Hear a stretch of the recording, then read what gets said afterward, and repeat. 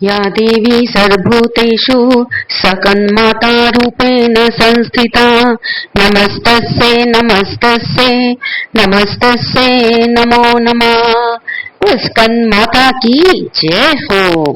नमस्कार दोस्तों, कलयुग के चमत्कार संतों की वाणी में आप सबका स्वागत है। नवरात्रि के 5वें दिन माँ दुर्गा के 5वें स्वरूप माँ स्कंद माता की पूजा की जाती है। स्कंद माता की कृपा से मूढ़ भी ज्ञानी हो जाते हैं। स्कंद भगवान भोलेनाथ और माता पार्वती के पुत्र कार्तिकेय का दूसरा नाम है। इस प्रकार स्कंद माता पार्वती जी का ही स्वरूप है। स्कंद माता की 4 भुजाएं हैं। 2 भुजाओं में इन्होंने कमल और पुष्प लिया हुआ है।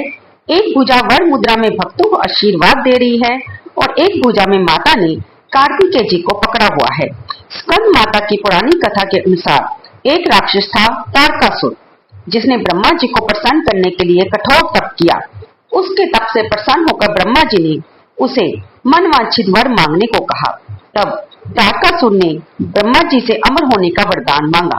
ब्रह्मा जी उसे समझाने लगे कि जिसका जन्म हुआ है उसकी मृत्यु निश्चित है। ये सुनकर वह सोचने लगा कि भोलेनाथ का विवाह तो कभी होगा नहीं। इसलिए उसने ब्रह्मा जी से कहा कि अगर आप मुझे अमर होने का वरदान नहीं दे सकते तो मुझे ये वरदान दें कि मेरी मृत्यु केवल भोलेनाथ के पुत्र के द्वारा ही हो। ब्रह्मा जी की ऐसा ही वर दे दिया और वर प्राप्त करके वह अत्याचारी बन गया। सभी देवता तारकासुर के अत्याचारों से परेशान होकर भोलेनाथ की शरण में गए। वहां पर उन्होंने भगवान से प्रार्थना की कि वे तारकासुर से मुक्ति दिलाएं। तब सभी देवताओं की विनती सुनकर भगवान भोलेनाथ ने माता पार्वती से विवाह किया और फिर कार्तिकेय जी का जन्म हुआ। तब बड़े होकर कार्तिकेय जी ने तारकासुर का वध किया। नवरात्रि के 5वें दिन भगवान कार्तिकेय की माता स्कंद माता की पूजा की जाती है, जो भक्तों को ज्ञान, बुद्धि, चेतना और संतान प्राप्ति का वरदान देती है। इस माता की पूजा करने से मोक्ष का मार्ग सुलभ होता है। तो बोलिए सभी प्रेम से स्कंद माता की जय हो। इस बार जो 5वां नवरात्रा है वह 7 अक्टूबर को है और अपने भक्तों के लिए स्कंद माता की पूजा करने से वंश की वृद्धि होती है। ऐसा कहते हैं कि संतान संबंधी कोई भी परेशानी हो, जैसे कि संतान प्राप्ति की कामना हो, संतान की उन्नति की कामना हो, तो माँ स्कंद माता की पूजा करनी चाहिए। शास्त्रों के अनुसार माँ का प्रागट्य हुआ था असुरों के नाश करने के लिए और देवताओं की रक्षा करने के लिए। इसलिए इस दिन सुबह प्रातःकाल जल्दी उठकर स्नान कर लीजिए। स्नान करने के बाद भगवान सूर्य देव को जल दीजिए और माँ का प्रिय रंग है पीला, इसलिए आप चाहें तो पीले रंग के वस्त्र धारण करके माँ की आराधना कर सकते हैं। उसके बाद पूजा की विधि तो वही होती है जैसे कि हम रोज कर रहे हैं। अगर आपके घर में अखंड ज्योत चल रही है तो बहुत ही उत्तम बात है। अगर आप आज का नवरात्रा 5वां नवरात्रा रख रहे हैं तो माता के आगे धूप दीप प्रज्वलित करें, चौकी पर माता की स्थापना करें। जो भी चित्रपट आपके पास है या जो भी स्वरूप माता रानी का आपके पास है, उसी स्वरूप में माता स्कंद माता को मानकर उन्हें प्रणाम करें, उन्हें नमस्कार करें और फिर सभी देवी देवताओं का भी धूप दीप प्रज्वलित करके पूजन कर लीजिए।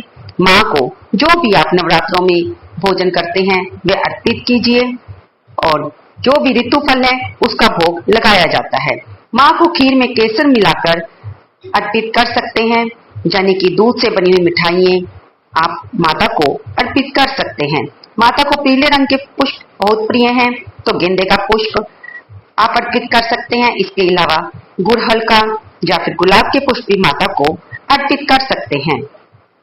अपनी इच्छा के अनुसार, अपनी सुविधा के अनुसार माँ की पूजा और आराधना करते हुए माँ के मंत्रों का जाप कीजिए।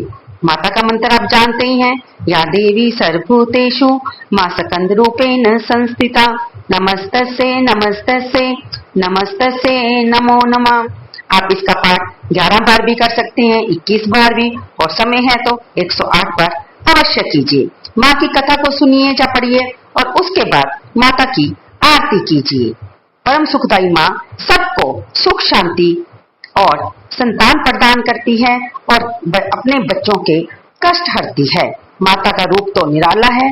माँ का गुणगान करते रहे सारा दिन, जय माता दी कहते रहें और द्वार पर आए किसी भी व्यक्ति को अगर वो कुछ मांगने की इच्छा से आपके घर में आया है, उसे खाली न जाने दें। रात को सोते समय माँ से प्रार्थना कीजिए कि हे देवी सुरेश्वरी, मैंने जो भी, मैं मंत्रहीन हूँ, क्रियाहीन हूँ, भक्तिहीन हूँ, यानी कि मैं ना तो मंत्रों को जानता हूँ, ना किसी क्रिया को, और ना ही मेरे में किसी प्रकार की भक्ति के बारे में मुझे ज्ञान है। मैंने जो मंत्रहीन, क्रियाहीन, भक्तिहीन आपका पूजन किया है, वह सब आप स्वीकार करें और मेरे अपराध क्षमा करें। हे जगदम्बे, सैकड़ों अपराध करने के बाद भी जो भी आपके शरण में आकर आपको माता कहकर पुकारता है, आप उसे वही गति प्रदान करते हैं जो ब्रह्मा आदि देवताओं के लिए भी पाना आसान नहीं है। आप उसे क्षमा कर देती हैं।